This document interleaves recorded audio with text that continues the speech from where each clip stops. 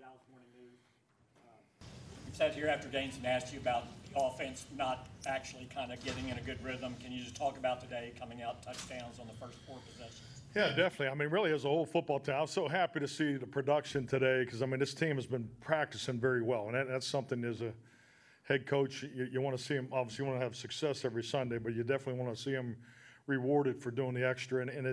And we have. You know, we been really focused on third down offensively. Obviously, you know, I think you get what you emphasize in this league and had a good day on third down.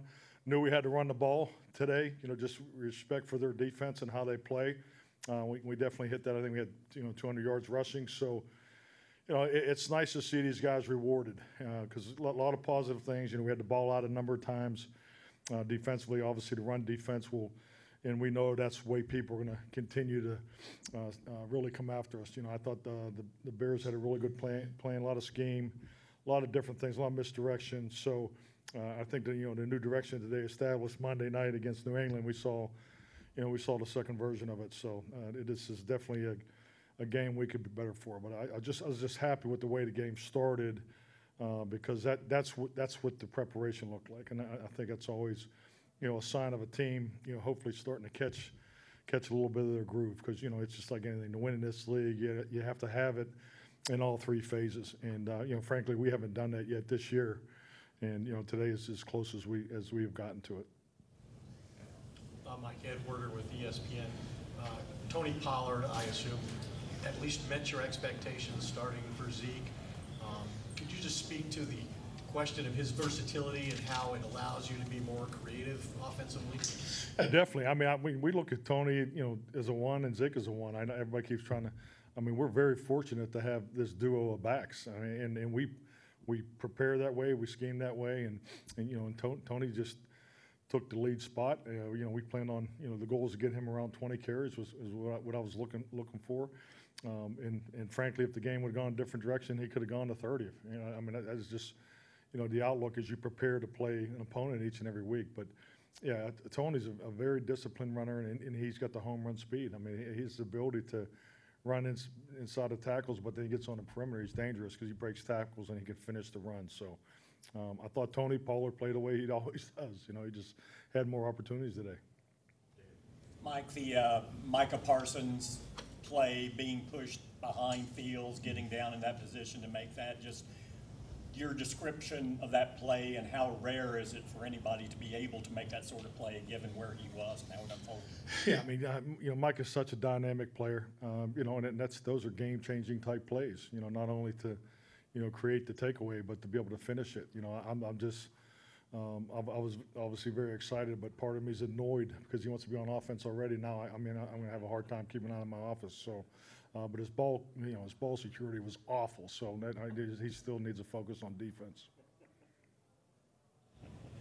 Coach Stu Myrick from the Horn, 104.9 in Austin.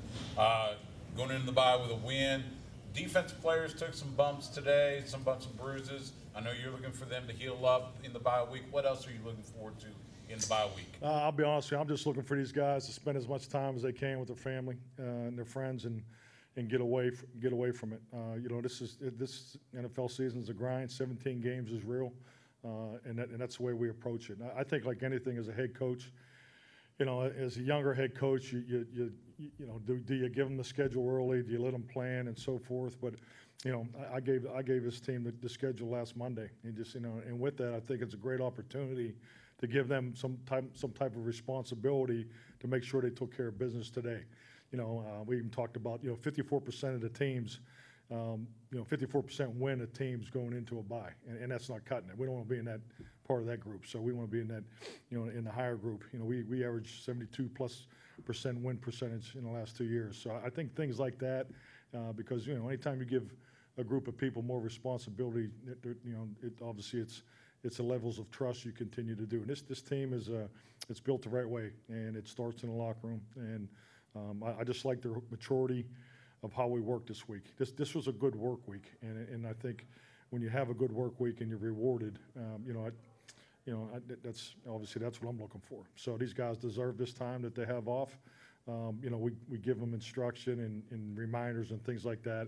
As far as the nutritious, talking to them, the strength conditioning. So, but this is important for them to get away from it a little bit. And the reality of it is, a lot of them won't. They'll be in here in the facility. That's just kind of the way this group is wired. So, but it's a good time for us as a football team to have a bye week. Coach Mac Engel from the Fort Worth Star-Telegram. Your next game is Green Bay. I know it's going to come up a lot between now and 2 weeks from now. What are your thoughts about going back to a place you spent? Well, I'll tell you what, I think the most important part of your question is we're going to have a lot of time to talk about it, and we're not going to talk about it today. So, yeah, I mean, obviously, it's a special place, and, I'm going to enjoy the bye week too. So. You're 6-2. You've been in this position before. You feel pretty good about this overall, or are you kind of coach who sees problems even if your record's good? Well, I mean, I think you got to keep things in perspective, and that's something that, we really always have to do for one another. And, I tell the defense every week, if I was building a game plan offensively against you, I'd try to run it every which way I can. And we saw some of that today. So, I mean, there aren't too many design runs, hardball runs, tight inside zones, outside. So they must have ran talk crack 5 or 6 times. So, those are the things that, once you get to this point in the season, because September football is what it is. Everybody, it's just, teams are just trying to get going, and then October football is when teams start to separate a little bit, and what you do well and what you don't do so well is fairly evident to everybody. So.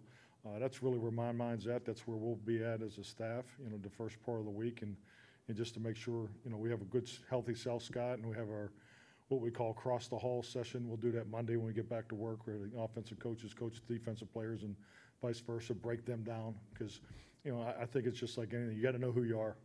You got to know who you are, and you got to know how they're going to come at you. And I think we've done an excellent job of that, because it gives us a chance to grow as we go into the third quarter of the season. Mike, 2 questions. The first, how would you assess Dak Prescott today? Clearly more comfortable than last week. And 2, just CeeDee Lamb, just how he responded today in backfield work and also. I mean, CeeDee's our number one. He played like it today. Just really as he's been all year. He hasn't been given a lot of opportunities, but I thought Dak, we gave him more opportunities today. That's how we want to play. We want to be in and out of runs. You want to play up tempo. We rolled a couple new personnel groups in there. So we got some of the things we just didn't do so far this year, and Jalen got some time in there, and Noah was down, so a lot of young players got to play a lot today, and that's a very good thing for our football team, because our young guys will continue to factor as we move forward. Like, what did you think was the value of coming out up tempo, no huddle, and attacking them? It's more about how we want to play it. There was nothing that we said, oh, they can't handle it. It's just really, we've been averaging 58 plays a game. So, we want to get up and, we want to get as many punches as possible, regardless of who the opponent was. It's just, I think it speaks to the confidence that we have as an offense, and the reality is how we want to grow as an offense. So, we're not trying to slow the game down not to win. It's never been my thing. I've had to do it a time or two in the past, but that's not our thought process right now. Yeah, piggybacking on that, of course, how important was that to get the offense going and get that up tempo and get that confidence going into the bye? Because you haven't looked like that all season. It seems like you're wide open as you've been all season. Yeah, definitely. I think we clearly built off of some of the things we accomplished last week. I think I thought we improved as a football team last week. Coming out of Philadelphia. So I think it's these uncommon opponents are there's some different things there. I mean, these are players that haven't really competed against each one another. Their scheme. They have a new offensive coordinator that had a hell of a plan against us today. So all those things factor. But the reality is, we performed. We had three score victory today, and that's the facts. And I recognize that, but it's all about getting better. It's about winning. Don't get me wrong. You got to win. I don't care how you get there. You just got to get it done. But you do want to improve in the areas that you really focus on. And I said it earlier, Clarence. I don't know where the hell you've been, but I said it earlier. About our third down. We've been really working on our third down. We had a good day. Were you asking about the run defense earlier? Yeah, we're good. Todd? Todd Archer with ESPN, Mike. Does Tony run bigger than a guy that's 215 pounds? We see the breakaway stuff, but does he run stronger than a guy who's that? That's a great observation. I mean, he runs with a lot of power, you know, and, he breaks tackles in line and second levels. So, yeah, he's not an easy guy to get down. You know, I agree with your assessment. Your compliment, I should say. Right? Is that a compliment? Well, Tony says thank you, too. Good? Noon game, man. Get the hell out of here. We'll see you guys.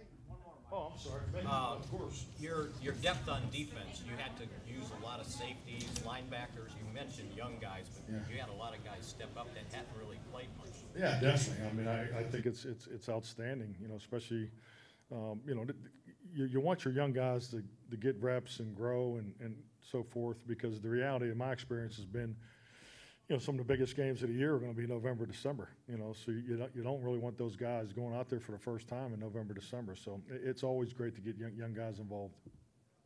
Jane Slater, NFL Network. I just caught up with Tony Pollard and asked him what he did with the 3 footballs. And he said he didn't want to keep them. He said, no, I'll get more. What do you like about that mentality? Well, I mean, Tony's extremely confident, and you know, it's been my experience since I arrived here. So he doesn't blink.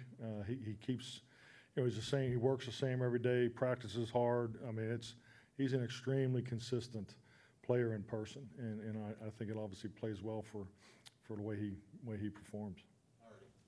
All right, thank you.